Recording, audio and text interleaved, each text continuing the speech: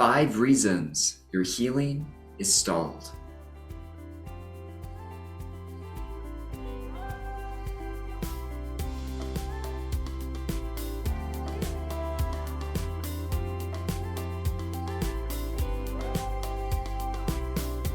Happy Sunday, everyone.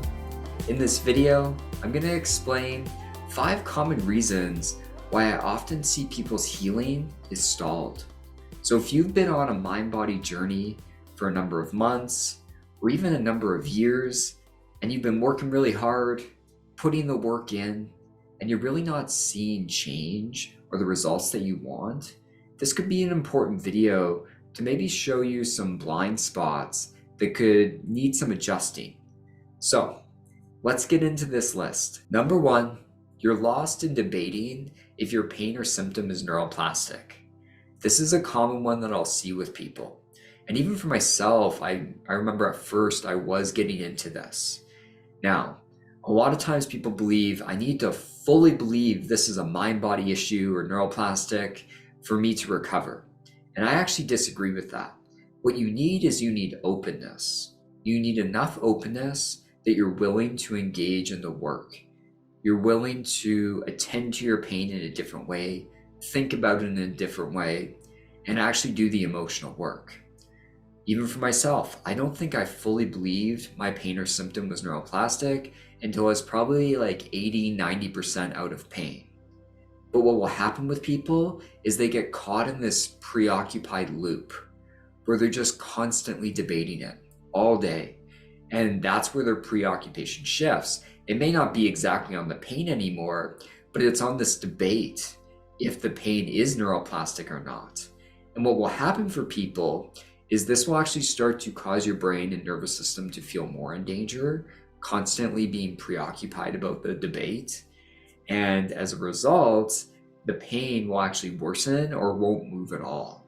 So if you notice that you're really preoccupied and lost in thought about if the pain or symptom is neuroplastic, and that's been occurring for you for a number of months, it may be time to actually just starting to engage in the work and give yourself the message that once you start to do the work and you start to find the right approach for you, then you might have more evidence that it is a mind-body issue. Number 2, you're not allowing yourself to be in your body. This is another really common thing that will hold up recovery. A lot of times people get lost in the logic of finding the evidence, thinking about their emotions, thinking about what they need to change in their life. And all of that's really important, but it will only take you so far. And for a long-term recovery to happen, we need to learn how to attend to emotions in our body or attend to our pain in our body through a lens of safety, as Alan Gordo talks about. And the only way we can actually start to feel safe in our body is by slowly allowing ourselves to be there and to explore it with curiosity and ease and lightness and with an element of compassion. By doing this, we actually can create a sense of safety in the body. And you live life through your body.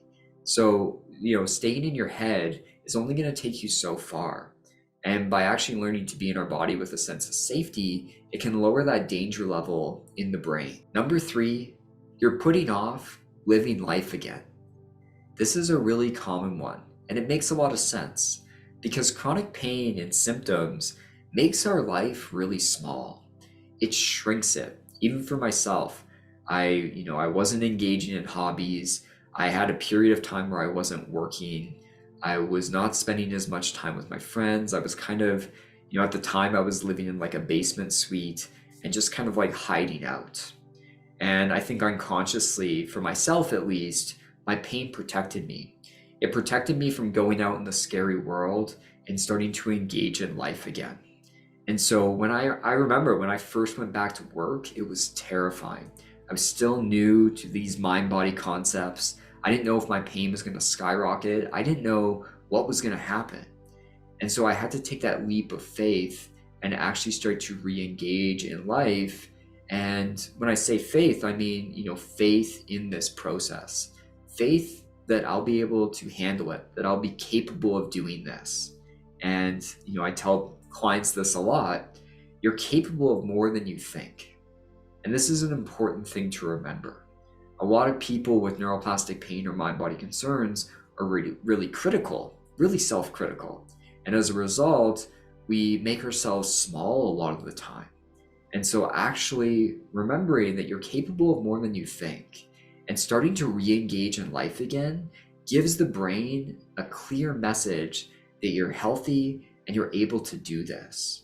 A lot of times I see people's progress is stalled because they're not starting to take steps out to live their life again, because the brain just keeps viewing that something must be wrong. They're not engaging in the world.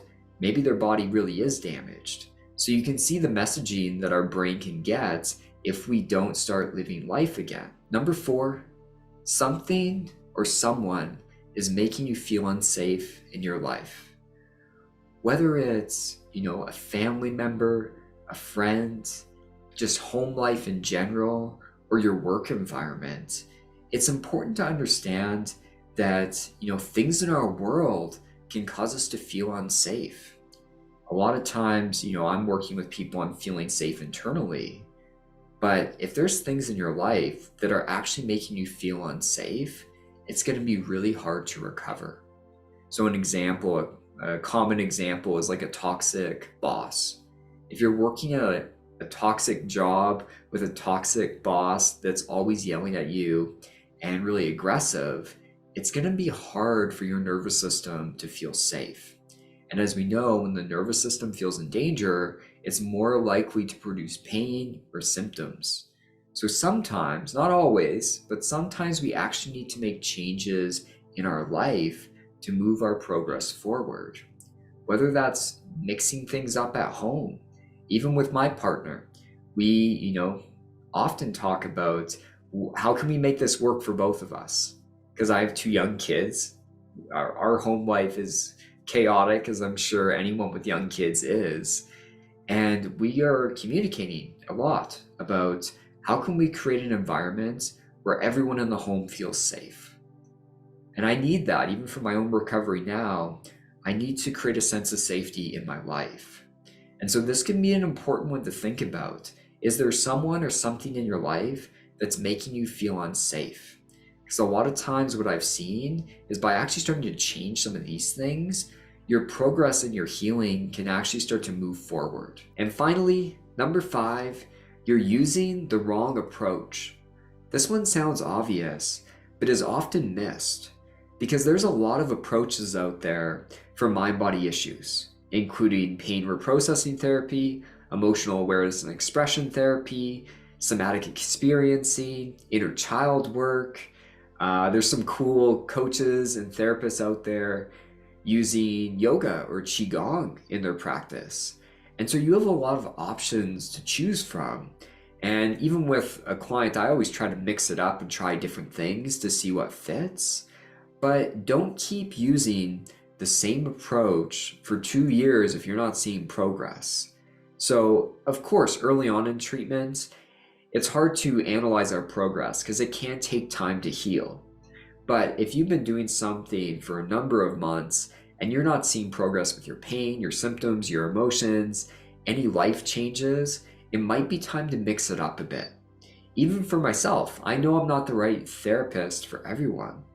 And so finding someone that you relate to and that you're getting a lot from is really important. So I hope this list of 5 reasons your healing could be stalled was helpful. Please put your questions or comments down below, hit the like button, and subscribe to my channel, and I'll see you all next time. Take care.